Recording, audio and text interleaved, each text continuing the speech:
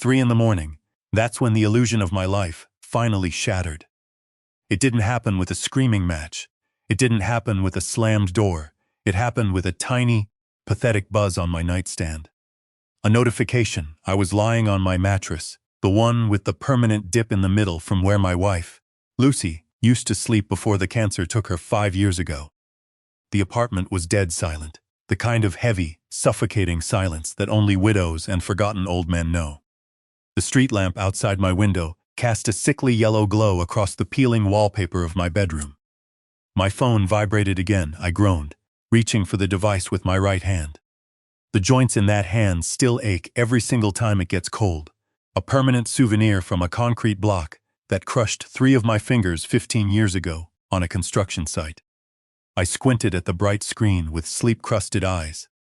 Instagram, my granddaughter had installed it for me. I tapped the screen without much thought. My heart completely stopped, the air vanished from my lungs. It was a photo of my son, Simon, my only son. He was wearing a custom-tailored navy blue suit, a silver tie, and a crisp white shirt. He looked incredibly handsome. He looked like a CEO, but I didn't care about the suit. I was staring at the woman standing next to him. It was Valerie. She was wearing a stunning, floor-length white dress with intricate lace detailing on the shoulders. A massive bouquet of white roses was clutched in her hands. Simon had his arm wrapped tightly around her waist, and he was looking down at her as if she were the only woman left on the face of the earth. I blinked 3 times, 4, 5. I rubbed my eyes so hard I saw stars, convinced that my mind had finally snapped. My name is Thomas Duval. I am 73 years old. I spent 40 years hauling bricks, mixing cement and breathing in dust so my son would never have to. And right at this very moment, sitting in the dark of my tiny apartment, I was looking at my only son's wedding photo without having the slightest clue how I got here. My thumb trembled as I swiped left to see the next photo. There they were, the in-laws, the people who had apparently replaced me, Valerie's father, sporting a charcoal gray designer suit and a blinding smile. Next to him was his wife, draped in a dusty pink silk gown. Both of them were hugging my son. Both of them were beaming like they had just hit the multi-million-dollar jackpot. And right there in the middle was Simon, smiling, radiant, happy. I brought the phone closer to my face. I started scanning the background. I was looking for myself. I was looking for my own face in some corner of that photo. I swiped to the next photo, a toast, dozens of crystal champagne glasses raised high in the air. A massive ballroom with golden chandeliers and cascading white flowers hanging from the vaulted ceiling. It was magnificent. It was perfect. I looked at the timestamp on the post yesterday at 7:47 p.m. I looked up at the cheap plastic clock hanging on my bedroom wall. 3:22 a.m., 8 hours ago, my son had stood at an altar and promised eternal love. And where was I? I was here in my cramped one-bedroom apartment, sleeping on a worn-out mattress, eating a cold sandwich for dinner, knowing absolutely nothing, no phone call, no text message, nothing. If you are listening to this story right now and your heart is breaking, please tell me in the comments where you are watching from. Sometimes, knowing that there are people out there in the world who understand this kind of betrayal gives me the strength to keep talking. Subscribe to the channel, because what I did next, well, let's just say I didn't take this lying down. I scrolled back to the first photo. I looked at all of them, one by one. There were exactly 30 images in that album. 30 visual daggers straight to my chest. I zoomed in on each photo with my trembling, scarred fingers. I was desperate. I was searching for my face at some table in the back.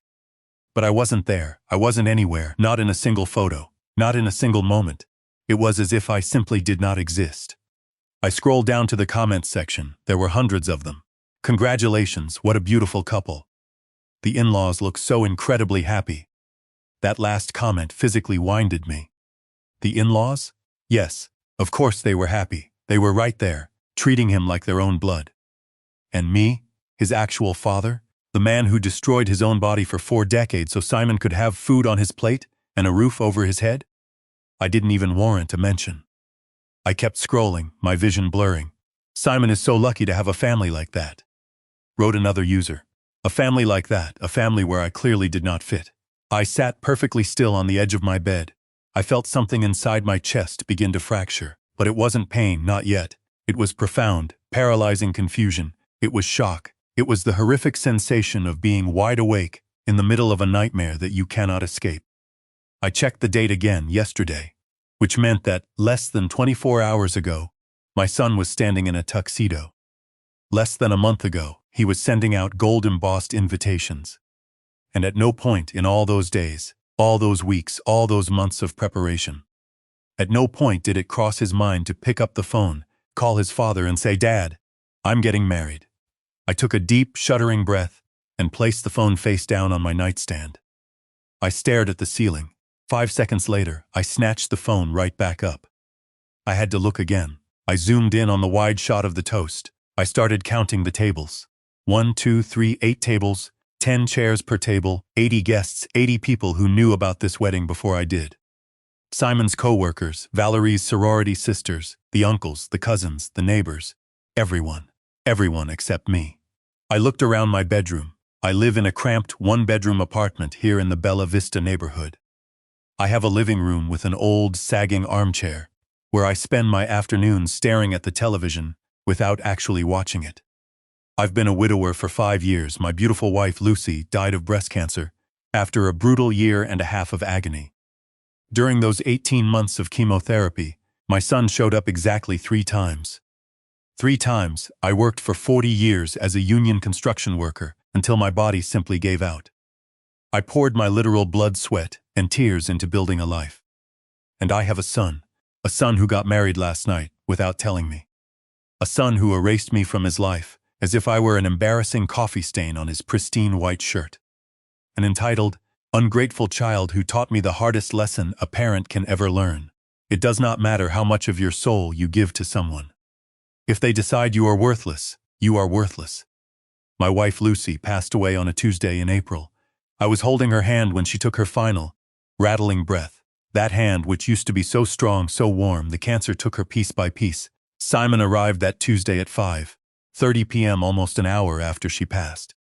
He walked into the room, smelling like expensive cologne and office coffee, his designer suit slightly wrinkled from his apparent rush. "Sorry, Dad," he panted, barely glancing at the flat-lined monitor. Traffic on the interstate was a nightmare. Lucy had been asking for him for 3 days straight. "Where's my Simon? Is my boy coming?" she would whisper. Every time she opened her sunken eyes, I would lie to her. "He's on his way, honey," but he wasn't coming. When he finally rushed into the room that Tuesday, she was already gone. He knelt down, touched her cold forehead, and cried. He cried for exactly 5 minutes, 5 minutes of performative grief. Then he stood up, straightened his expensive tie, hugged me awkwardly, and said, "I'm so sorry, Dad. Let me know about the funeral arrangements." And then he left. He walked out of the room because he had things to do. I worked for 40 years in the grueling world of commercial construction. I didn't wear safety gloves because we couldn't afford them, and I didn't wear a helmet because nobody cared about safety regulations back then. I had nothing but my own back, my own arms, and the desperate, burning need to bring a paycheck home to my family. I finally retired at 57 when my knees completely gave out. All of that back-breaking sacrifice had only one purpose. Simon, I saved for 25 years to buy a house, 25 years of hoarding cash. I kept my money in a rusty old coffee can hidden in the back of the hallway closet. Every single month, I would stuff whatever cash I could spare into that tin. While my coworkers financed shiny new pickup trucks, I kept riding my rusty 10-speed bicycle to the job site. When the coffee can was finally full to the brim, I stuffed the consolidated stacks of $100 bills into an old, beaten-up backpack and marched straight to the real estate office. The house he showed me was small. It had 1 bedroom, a cramped living area, and a patio the size of a postage stamp. The exterior paint was peeling off in chunks, but as I stood on the overgrown front lawn, I didn't see a dump. I saw a castle. It was going to be mine. We went back to his office, and right there on his polished glass desk, I unzipped the backpack and dumped out 25 years of my blood, sweat, and tears. I was officially a homeowner, but I didn't buy it for me. I bought it for my son. Simon was 28 years old when I handed him the keys to his new life. He had just graduated with an engineering degree, secured his first stable, high-paying corporate job, and was throwing away an astronomical amount of money every month renting a luxury apartment downtown. One brisk Sunday afternoon, I called him up and told him to come over. When he walked through my front door, I was sitting at the worn-out kitchen table. The shiny brass key to the Queen's Landing house was sitting right in the center. "What's this, Dad?" he asked. "Your house," I said, my voice barely above a whisper. My chest was so tight with pride I thought it might burst. "I bought a house with my savings, and it's for you, so you never have to suffer the way I did. This house is yours, son." He looked up at me and his eyes filled with tears. He pushed his chair back, rushed around the table, and threw his arms around my neck. That hug was real. "Thank you, old man," he sobbed, his voice cracking with raw emotion. "I don't know how to ever thank you for this." I reached up with my scarred, calloused hand and awkwardly patted the back of his head. "You don't have to thank me for anything, Simon. You're my boy." He pulled away, wiped his eyes, looked me dead in the face, and said something that will haunt me until the day I die. "I'll never let you down, Dad. I promise never." I hear that promise replaying in my head every single night when I go to bed alone. I hear the absolute sincerity in his voice. "I'll never let you down, Dad," but he already has. He has let me down in the most devastating, humiliating way possible. There was, however, one tiny, incredibly significant detail about that day. I never legally transferred the property into his name. I gave him the keys. I told him, "It's yours." He moved in with all his fancy furniture. He painted the walls, he fixed the leaky pipes, but the actual legal paperwork, the title deed, the ownership registry, everything remained entirely in my name. I just never got around to doing it. The bureaucratic process was expensive and complicated. I thought to myself, what's the point? It's all for him anyway. That tearful hug in my kitchen, the day I handed him the keys, was the absolute last time my son ever touched me with genuine love. It was the last time I truly felt like I mattered to him. After he moved into that house, everything between us started to change. It was a slow, creeping rot. The Sunday visits gradually became shorter, the phone calls became more spaced out, the excuses became more frequent and more creative. "I can't come over today, Dad. I'm swamped with work." I was slowly becoming smaller and smaller in his rearview mirror. More and more invisible, until I disappeared completely, culminating in my total absence from his wedding photos. The real turning point, the catalyst for my complete erasure, happened exactly 2 years ago. Simon called me on a Sunday afternoon. "Dad, I want you to meet someone," he said. His voice had a vibrant, excited energy I hadn't heard in months. "I met a girl. Her name is Valerie, and things are getting serious. I really want you to meet her." My old heart skipped a beat.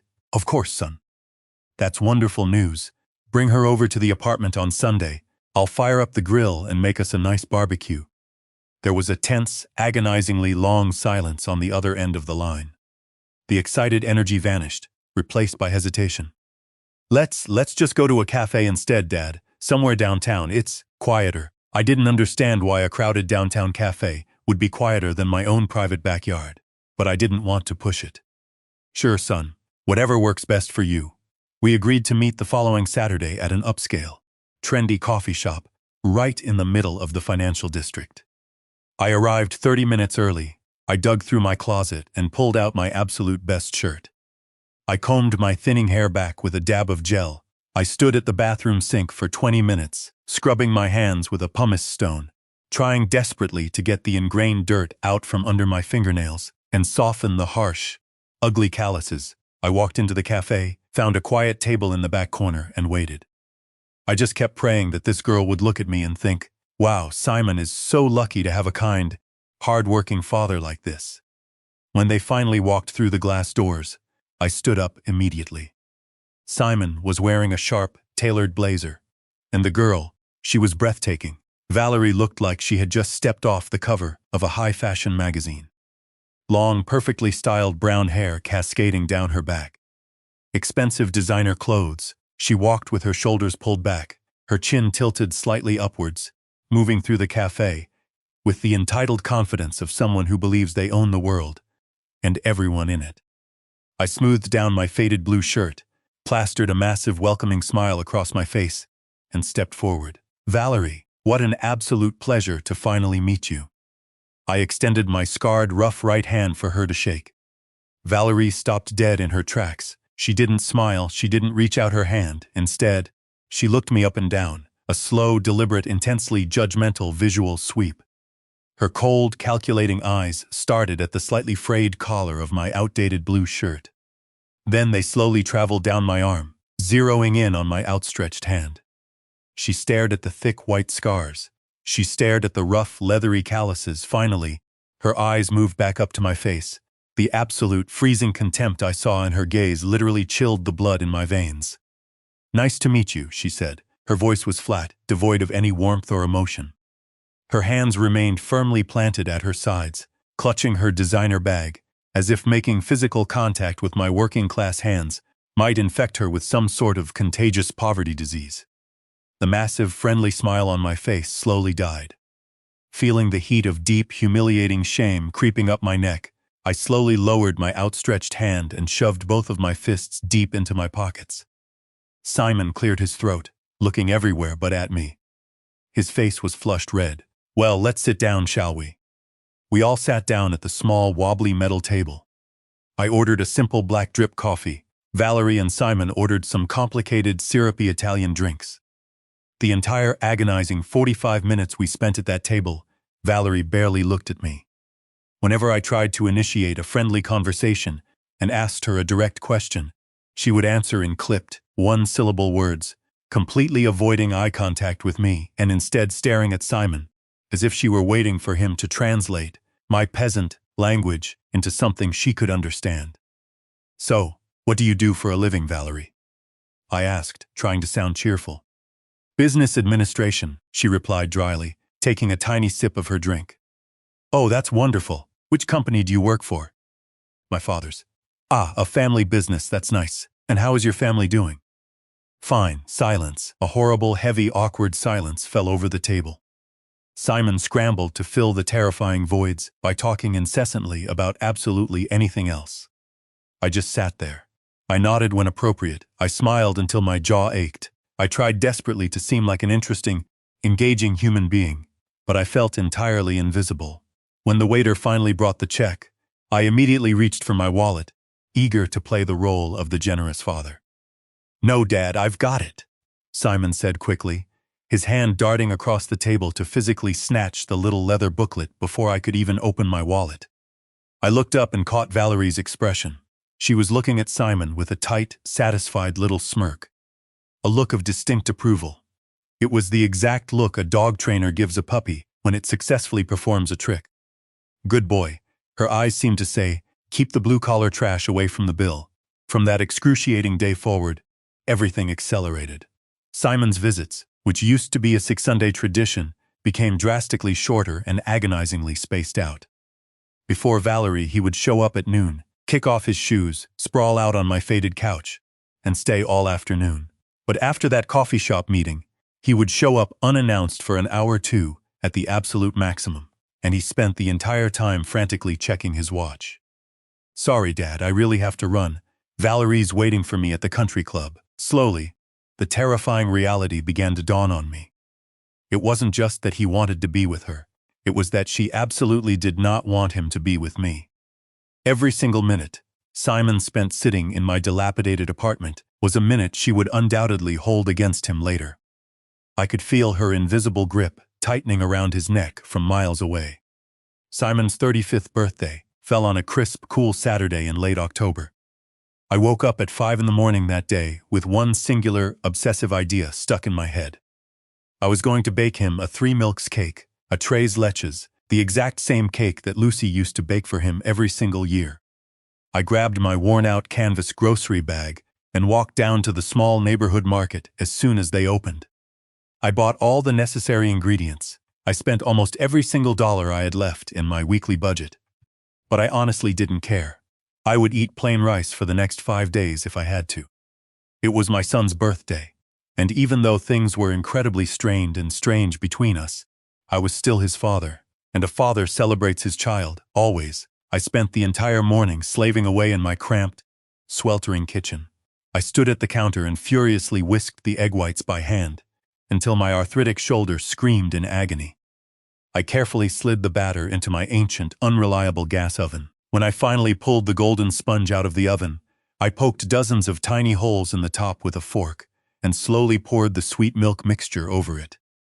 I let it cool for hours, and then I spent another 40 minutes meticulously decorating it with freshly whipped cream. It certainly wasn't a masterpiece. The "Happy Birthday, Simon" I wrote on top with store-bought icing was noticeably crooked because my hands shake so much these days. But I made it with love, an overwhelming, desperate amount of love, and in my foolish heart, I believed that had to count for something. At 6 p.m., I carefully placed the cake into a cheap cardboard box I had begged off the local baker, put on a clean plaid shirt, and started the walk to his house. The house in Queen's Landing. The house that I had purchased with 40 years of back-breaking labor. I walked the 8 long blocks with the cake box balanced precariously in my scarred hands. By the 4th block, my arms were burning from the awkward angle, and my bad knee was throbbing, but I didn't care. I kept imagining the look of shock and pure joy on his face when he opened the door and saw the cake. I imagined him pulling me into a tight hug. "Old man, you shouldn't have," he would say, and I thought, just maybe, this tiny simple gesture of love would act as a bridge. That we would sit at his kitchen table, cut 2 massive slices of cake, pour some coffee, and just talk. When I finally turned onto his street, I immediately noticed something was wrong. There were cars parked bumper to bumper along the entire length of the curb. And these weren't regular cars, it was a parade of wealth, a sleek black BMW, a massive, pristine white SUV, a silver Mercedes-Benz. Expensive, luxurious vehicles that absolutely did not belong in this quiet, middle-class neighborhood.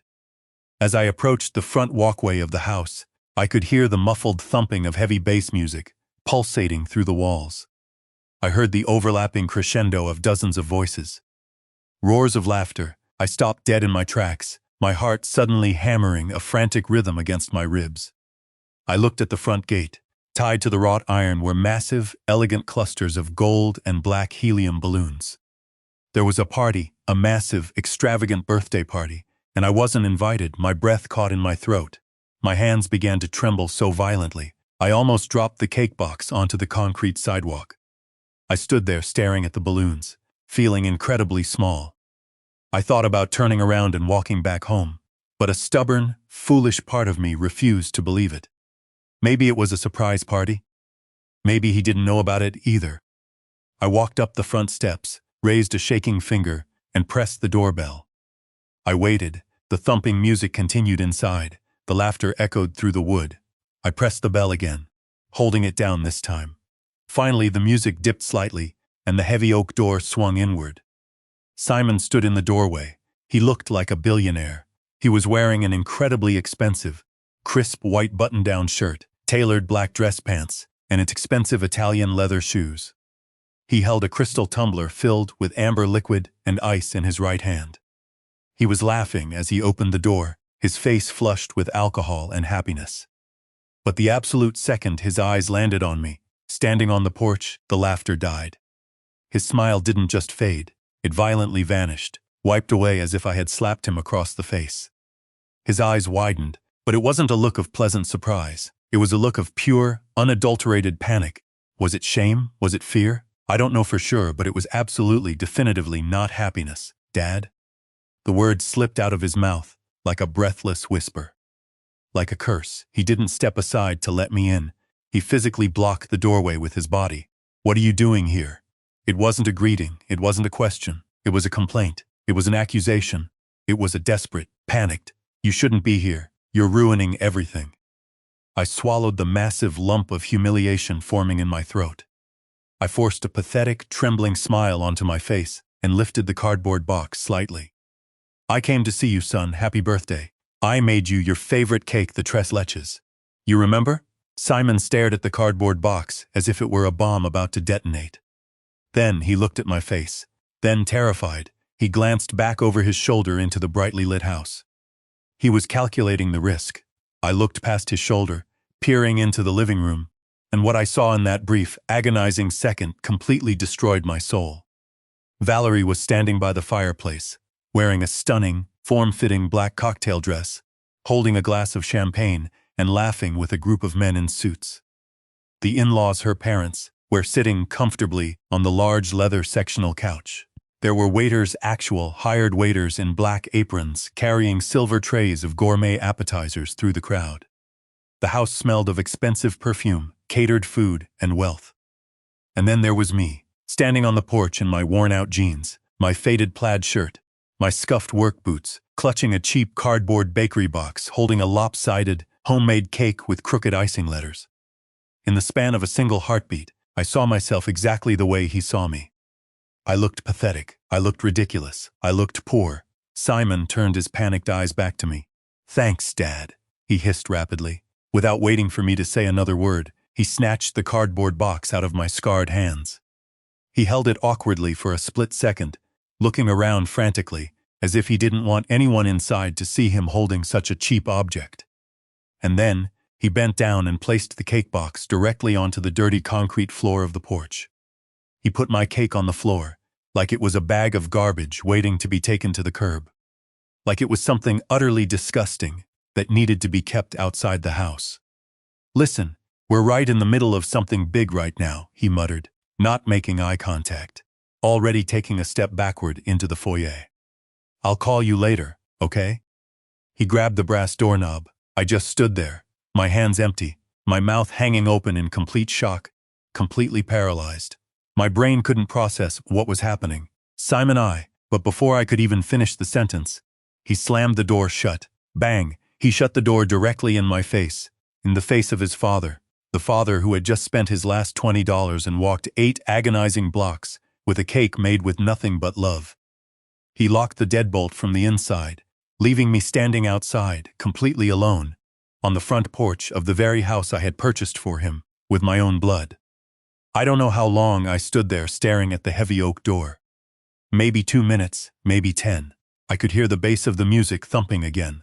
I could hear the clinking of crystal glasses, the roars of laughter, the cheers of happy birthday that were being shouted by people who hadn't sacrificed a single damn thing for him. I slowly looked down at the concrete. The cake was sitting right where he left it. One corner of the flimsy cardboard box had been crushed inward from the force of him dropping it. I stared at the crushed cardboard, and I felt my chest cave in. I thought about bending down, picking up the box, and carrying it back home. But my legs wouldn't move. I knew with absolute certainty that if I bent my knees to pick up that rejected cake, I would collapse onto the concrete and never get back up. I would die right there on his porch from a broken heart.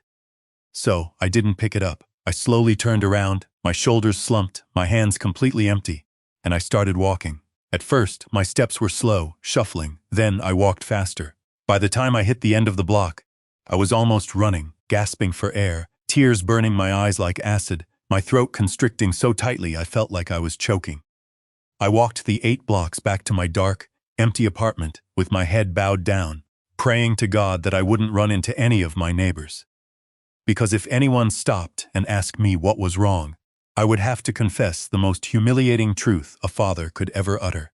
My own son had slammed the door in my face, left me standing outside his party like a beggar, and treated my love like literal garbage on the floor.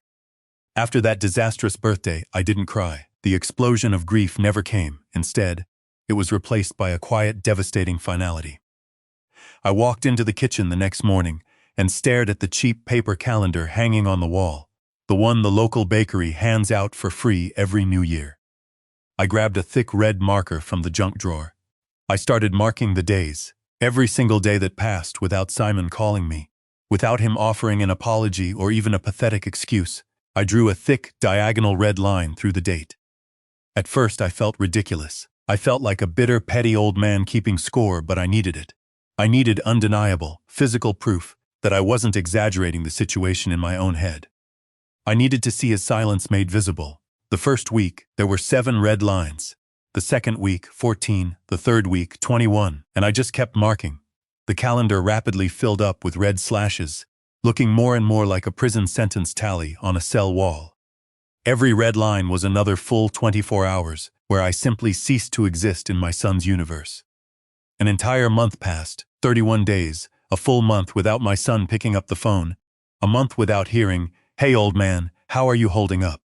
A month of absolute, crushing nothingness. And the pathetic truth is, I didn't call him either, because I was terrified.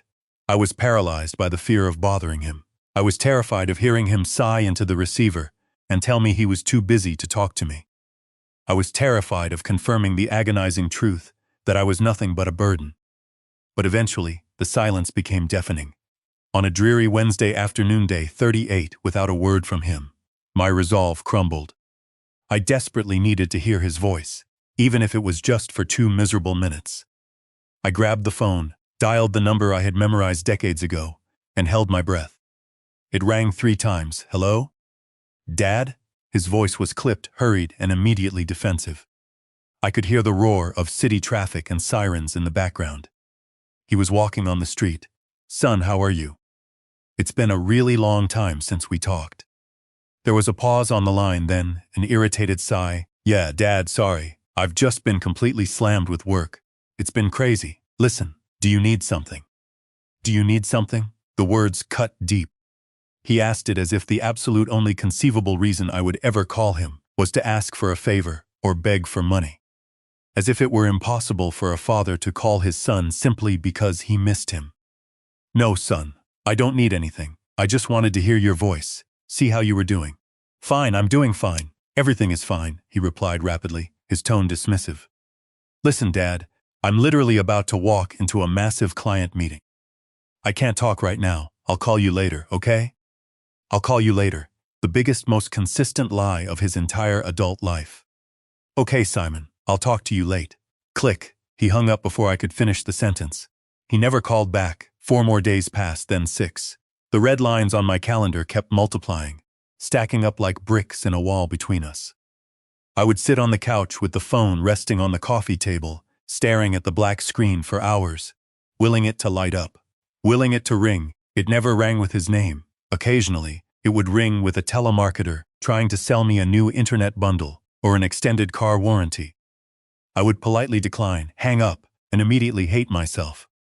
I felt like a pathetic, desperate old fool with nothing better to do than wait around for his arrogant son to remember he was alive. It was during these miserable, endless days of waiting that I got sick. It started as a dull headache behind my eyes, then came the violent chills that made my teeth chatter, followed by a raging fever. I dug through the medicine cabinet, found the ancient mercury thermometer Lucy used to use, and checked my temperature. 101 degrees. I crawled into bed, shivering under 3 thick blankets, convinced it was just a nasty flu that would pass with some aspirin and a good night's sleep. It didn't pass. The next morning, the fever spiked to 103. My entire body was in agony. My joints screamed, my lower back throbbed, and it felt like my very bones were vibrating. I tried to get out of bed to use the bathroom, and my legs instantly buckled beneath me. The room spun violently. I dragged myself back onto the mattress, shaking violently, drenched in cold sweat.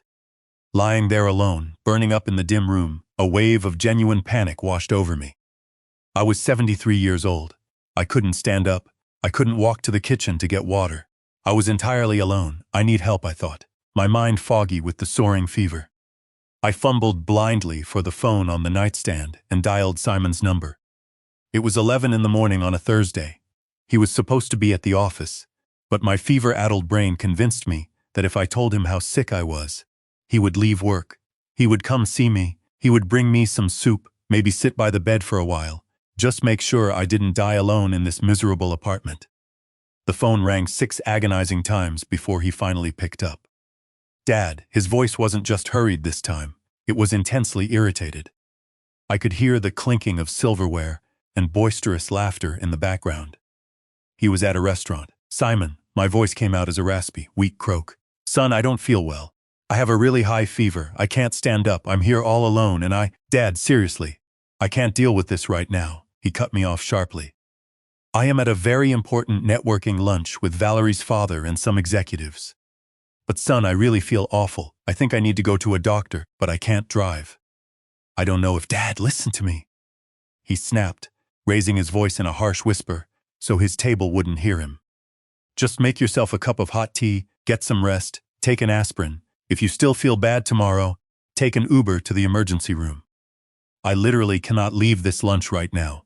I'll call you later, okay? He hung up. I lay there, staring at the black screen of the phone resting on my chest, my mind struggling to process the absolute cruelty of what had just happened.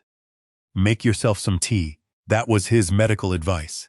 That was his level of concern for the man who gave him everything. As if a cheap cup of chamomile tea was going to cure a 103-degree fever. He treated me like a hypochondriac child with the sniffles, not an elderly man living alone, begging for help. The fever kept climbing 104. I started to hallucinate. The shadows stretching across the bedroom ceiling morphed into strange shapes. I heard voices whispering in the corners of the room. At one terrifying point in the middle of the night, I swore I saw Lucy sitting on the edge of the mattress, gently stroking my sweaty forehead just like she used to do when I caught a cold from working in the rain. "It's okay, Thomas. It's going to pass, my love," she whispered. But when I reached out my trembling hand to touch her cheek, my fingers grasped nothing but empty air. I was completely, utterly alone. I spent 3 days trapped in that bed, 3 days of violently shivering, sweating through the sheets, only managing to drag myself to the bathroom sink to drink tap water from my cupped hands because I was too weak to find a glass. I didn't eat a single bite of food. I didn't have the strength to open the refrigerator, which only contained half a loaf of stale bread anyway. My neighbors had no idea I was dying inside. Nobody knocked on my door to check on me. Nobody called. During those 3 agonizing days, slipping in and out of consciousness, I genuinely believed I was going to die in that bed. I imagined my body rotting there for weeks until the smell finally alerted the landlord. And the most tragic, heartbreaking realization of all was this.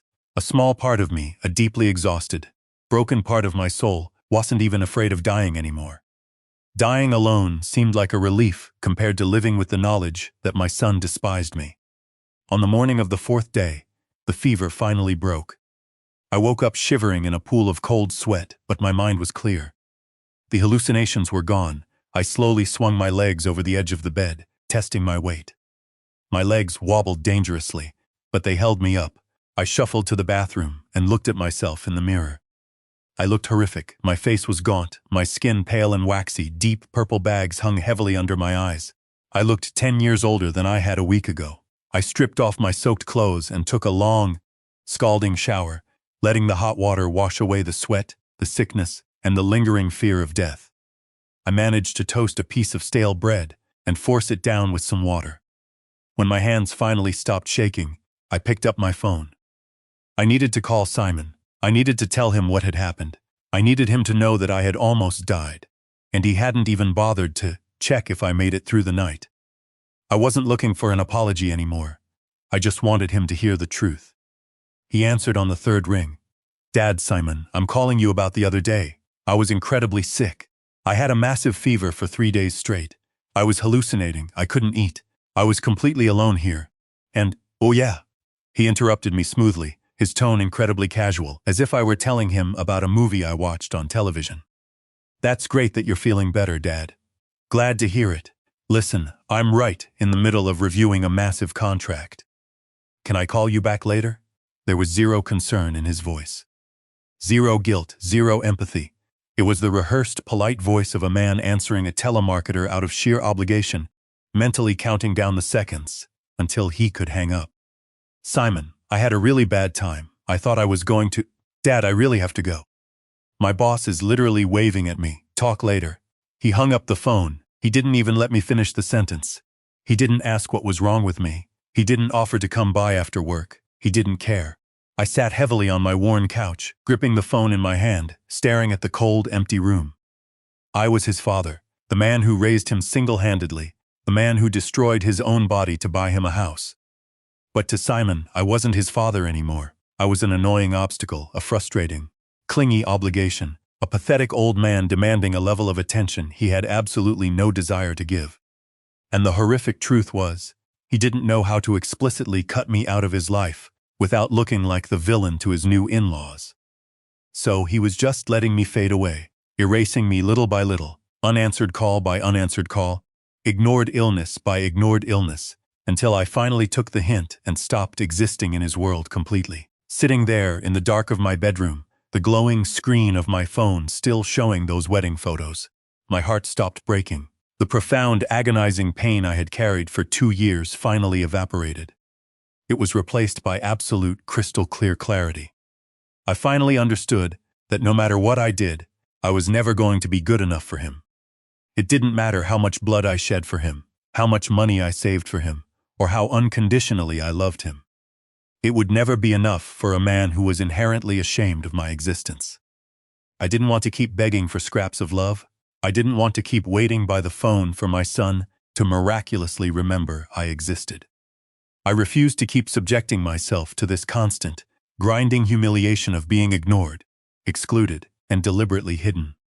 Something inside my core permanently hardened that night. Because it is one thing to be accidentally forgotten in the chaotic rush of life. It is an entirely different, horrific thing to be consciously replaced. And that intentional replacement, that calculated betrayal, was something I was absolutely not going to forgive. My son didn't just forget to mail me a wedding invitation. He replaced me. He deliberately scouted out new parents who looked better on paper. Parents with massive bank accounts, an elite social standing, an enormous estate, and a sophisticated vocabulary. Parents who didn't constantly remind him of the dirt-poor background he clawed his way out of. But Simon made one massive, catastrophic mistake in his grand plan to erase me. He conveniently forgot that the beautiful house he lived in the house, he would undoubtedly bring his new, entitled wife back to after the honeymoon. That house was still legally, entirely mine. I woke up on a crisp Tuesday morning at 6 o'clock with a terrifying mental clarity I hadn't possessed in months. I marched into the kitchen, brewed the strongest pot of black coffee I could make, and walked straight into my bedroom closet. I got down on my bad knees and pushed aside boxes of old shoes and winter coats. Hidden in the very back corner, covered in a thick layer of dust, was the heavy steel safe that Lucy and I had purchased 3 decades ago to store our important documents. I dragged the heavy metal box out onto the bedroom floor and spun the dial, entering the combination I had memorized long ago. 2703, Simon's birthday. The heavy steel bolt released with a loud, satisfying clack. I swung the door open. Inside, neatly stacked in manila envelopes, were our birth certificates, our original marriage license, Lucy's tragic death certificate, and right at the very bottom, carefully folded in a thick plastic sleeve, was the official deed to the house in the Queen's Landing suburb. I pulled it out, my scarred hands trembling slightly with adrenaline. I carefully unfolded the thick, slightly yellowed paper. It was perfectly, undeniably legible. There it was, printed in bold, undeniable black ink at the top of the page. Title deed, and right below it, the irrefutable truth. Owner, Thomas Duval. My full legal name, my social security number, my scrawled signature at the bottom, the date of purchase. March 12, 2015. Almost 10 years ago, I ran my calloused fingertips over the raised seal on the paper, vividly remembering the exact day I signed this document. The day I proudly became the owner of a piece of the world, for the very first time in my miserable, exhausting life. I meticulously searched every single page, front and back, looking for any mention of a legal transfer to Simon. Any secondary signature, any attached addendum or notarized gift letter, nothing.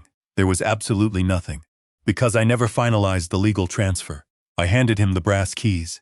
I verbally told him, "It's yours," but in the eyes of the law, the county, and the state, that beautiful, expensive house was still entirely, undeniably mine.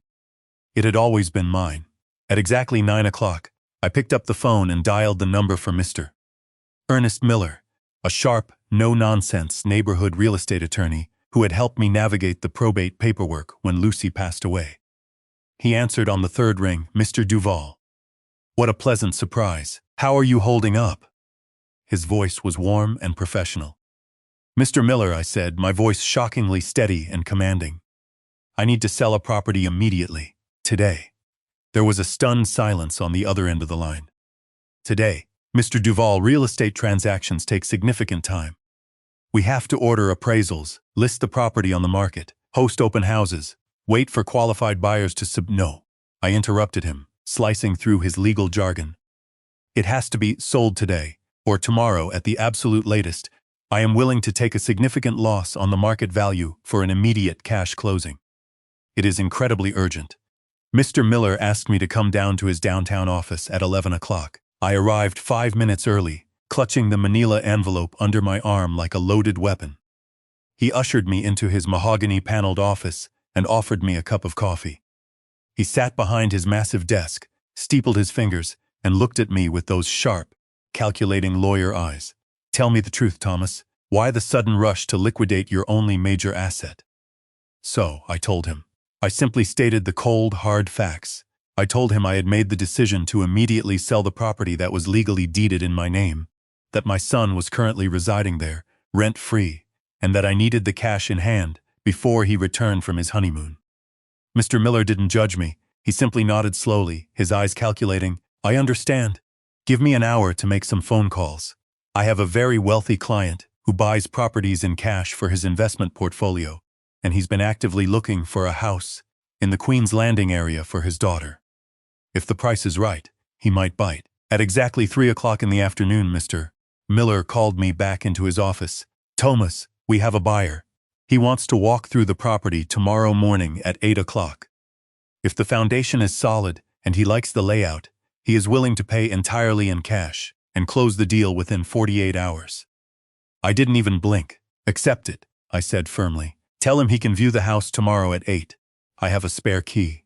The following morning at exactly 8 o'clock, I let the businessman, Robert Mendes, and Mr. Miller into the house. Mendes walked through the rooms quickly, checking the water pressure, tapping the drywall, inspecting the roof. He loved it. It was exactly what he wanted for his daughter. By 2 o'clock in the afternoon, I was sitting across from Mendes at the massive conference table in Mr. Miller's office. Mendes wore an impeccable, expensive suit, a stark contrast to my faded clothes, but for the first time in my life, I didn't feel inferior. I watched in absolute silence as Mendes opened a sleek black leather briefcase and began stacking banded stacks of $100 bills onto the table. Mr. Miller handed me the final closing documents. "Sign here, Thomas, and here and here." I picked up the heavy brass pen. My hand didn't shake. I signed my name with absolute, unwavering certainty. 3 times Mr. Miller stamped the documents with his notary seal. "Done," Mr. Miller said with a tight smile. "Mr. Duval, you are no longer the owner of the Queen's Landing property." "Mr. Mendes, congratulations, the house is officially yours." I stared at the massive pile of cash sitting on the polished mahogany. That stack of paper was the physical manifestation of my entire adult life. 40 years of broken bones, ruined lungs, and solitary suffering, sitting right there on the table. I left the law office at 3:15 p.m. The afternoon sun was warm against my face. The downtown sidewalks were bustling, with people rushing to coffee shops and business meetings.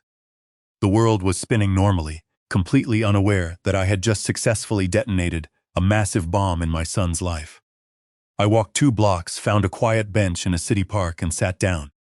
I pulled my phone out of my pocket. It was time. My scarred finger hovered over Simon's name in my contacts list for a long moment. I took 3 deep, steadying breaths, filling my lungs with the cool autumn air. Then I hit the call button. It rang twice before he picked up. "Dad?" His voice sounded entirely normal, carefree. He was likely sitting by a resort pool, completely ignorant of the fact that the ground had vanished beneath his feet. "Simon," I said. My voice was eerily calm, serene even. "I am calling to formally notify you that you need to completely vacate the house in exactly 15 days. A confused, empty silence echoed on the other end of the line. "What? What are you talking about?" He chuckled nervously, thinking I was making some sort of bizarre joke. "The house you currently reside in, the property in Queen's Landing, I need you to pack all of your belongings and vacate the premises in 15 days. The nervous chuckle vanished. "Dad, are you drunk? Are you okay? What do you mean vacate?" I closed my eyes, tilting my face up toward the sun, and delivered the executioner's blow I had been rehearsing for days. "I sold it this morning, Simon." The silence that followed was absolute, deafening terror. I could actually hear him stop breathing. I could physically feel his arrogant brain desperately trying to process the magnitude of the words I had just spoken. I could vividly picture the color violently draining from his face. And then, like a volcano erupting, "Yo did what?" he screamed, his voice cracking so loudly it hurt my eardrum. "What the hell did you do, Dad?" "You sold the house?" "Yes," I replied, my tone as flat and unbothered as if I were reading a grocery list. "The house was mine, Simon. The deed was solely in my name, and I decided to liquidate the asset. I signed the closing papers an hour ago. The money is in my possession. No! No, no, no, that is impossible. That house is mine. You gave it to me. No, son, I said, driving the final nail into the coffin. That house was never legally yours. I gave you a set of keys. I allowed you to live there rent-free. But I never legally transferred the title. It was always mine, and as of an hour ago, it belongs to a very nice businessman who is gifting it to his daughter for her wedding. I heard a horrific crash on the other end of the line, as if he had violently thrown a chair against a wall. Dad, you cannot do this. I live there. I live there with my wife, he roared, pure panic lacing every word. Your wife, I repeated slowly, letting the two words hang heavily in the air like a guillotine blade. The woman I have never properly met, the woman you married without inviting me, the woman you chose to impress when you decided I was too embarrassing to be seen in public. Dad, this has absolutely nothing to do with the wedding, he pleaded desperately. It has absolutely everything to do with the wedding, Simon. It has everything to do with you, erasing me from your life like I was a piece of garbage. As if 40 years of raising you meant absolutely nothing to you. His breathing was ragged heavy. I could hear him pacing frantically. Dad, please. Please don't do this. I'm begging you. We can fix this. Just call the buyer back. Give him the money back. We can work this out. There is absolutely nothing left to fix, Simon, I said coldly. The legal contracts are signed. The ink is dry. The new owner takes legal possession in 2 weeks. Where the hell am I going to live? He screamed, his voice breaking into a terrified sob. What the hell am I supposed to tell Valerie? What am I going to tell her parents? I don't know, son, I replied. I guess you'll have to scrape together a security deposit and find a cheap apartment to rent downtown. You'll have to live with the constant grinding anxiety of not knowing if the landlord will raise the rent next year. You will have to live exactly the way I lived for 50 years. Maybe then, you'll finally understand the magnitude of the sacrifice I made when I handed you those keys. Dad, I can't afford a massive rent payment right now. We just blew our savings on the wedding. Valerie quit her job to travel with me. We're on our honeymoon, for God's sake. Then I suggest you cut the honeymoon short and book a flight home immediately so you can start packing boxes. You have 15 days. Have a safe flight, Simon. I pulled the phone away from my ear and hit the end call button. Then, I powered the phone completely off. At 8 a.m. the very next morning, someone practically tried to bash my apartment door off its hinges. It was a desperate, violent pounding. I set my coffee mug down, walked to the door, and opened it. Simon was standing in the hallway. He looked completely destroyed. His eyes were bloodshot and frantic. His designer clothes were severely wrinkled, indicating he had clearly been on a red-eye flight all night. He stared at me with a horrific mixture of absolute fury and utter desperation. We need to talk, he hissed, his voice trembling violently. I stepped aside and let him enter my apartment. He stormed into the living room, spinning around to face me. His fists clenched so tightly, his knuckles were stark white. How could you do this to me? He screamed, spit flying from his lips. How could you legally sell my house out from under me without telling me? I closed the front door slowly, walked over to my sagging armchair, and sat down. I looked up at him with absolute, chilling serenity. How could you get married without telling me? I asked quietly. Simon blinked, visibly stunned by the question. He rubbed his face frantically. Dad, that is completely different. That is in the past, but this. You are making me homeless. It is exactly the same, Simon. I didn't do anything bad enough to deserve being thrown out on the street. He yelled, tears of frustration finally spilling over his eyelashes. Exactly, I said, my voice turning to hardened steel. You didn't do anything. You didn't invite me. You didn't call me. You didn't introduce me to your new family. You did absolutely nothing. He slumped into the opposite chair, burying his face in his hands, openly sobbing like a broken child. It was Valerie, Dad. She thought you wouldn't fit in. She thought it would be incredibly awkward for her family to interact with you. I don't give a damn what Valerie thought. I roared, my voice echoing off the cheap walls of the apartment. I care what you thought. You are my son. Did you want me at your wedding, Simon? He slowly looked up at me. His face was a mask of pure agony. He opened his mouth, but he couldn't form the lie. The truth was written all over his face. I just thought it was easier this way, Dad, he whispered, the absolute truth finally escaping his lips. It was easier this way. I nodded slowly. It was easier to erase me than to proudly defend me to your entitled wife. You love the free house, Simon. You love the silent, invisible sacrifices I made for you. But you don't love me. You are deeply ashamed of the man sitting in this chair. Dad, please, he begged, sliding out of the chair and literally dropping to his knees on my cheap rug. Please forgive me. I messed up. I was a terrible son. Please just give the money back to the buyer. Don't leave me homeless. I'll do anything.